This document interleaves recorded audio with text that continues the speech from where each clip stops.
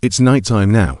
Due to insufficient resources, the little soldiers are falling down one by one. When the first ray of light of dawn appears, you have to fight desperately for the limited resources and build new cities. Don't forget that your opponents are also eyeing covetously.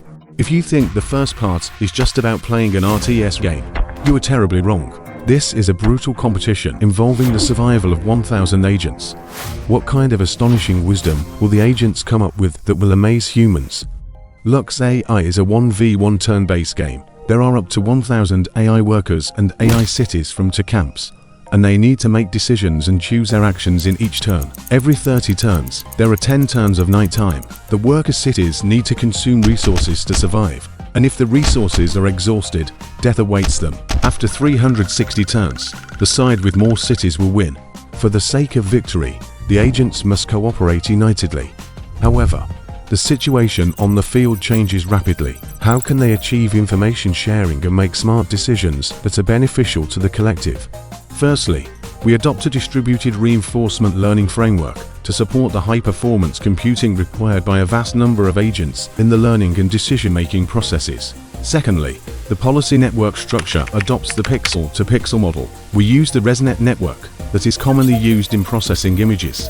The convolutional layer structure in it can achieve local information perception. As the number of layers increases, the perception of each agent will gradually become stronger, so that they will gradually understand all the information on the field. When everything is ready, it's time for the agents to play. However, no growth can be achieved overnight. Humans will go through infancy, adolescence, and youth. The same is true for agents, but it only takes 2 weeks for an agent baby to grow from a novice to a master.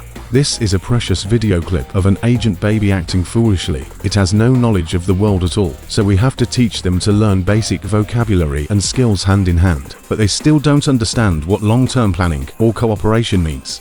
They just rush around recklessly, without considering the consequences. Then we removed the rewards during the process and made them focus more to the results. At the end of each game, only the side with more cities than the opponents can get rewards. Since there is no upper limit on the rewards, the agents began to focus on increasing the number of cities and gradually learned long-term planning in order to achieve good results at the end of the period. They love peace and focus on their own development. However, being overly conservative won't lead to victory, so the agents learned more aggressive strategies, such as sending scouts to plunder the opponent's resources. Now the agents have matured. We decided to set them free and let them explore more advanced strategies on their own. Anyway, having one more city than the opponent makes one the winner. The agents no longer keep competing for the number of cities all the time. They began to explore how to gain an advantage with some clever maneuvers in the early stage so that they can slack off in the later stage. As a result, they figured out a large number of macro strategies and complex cooperation on their own,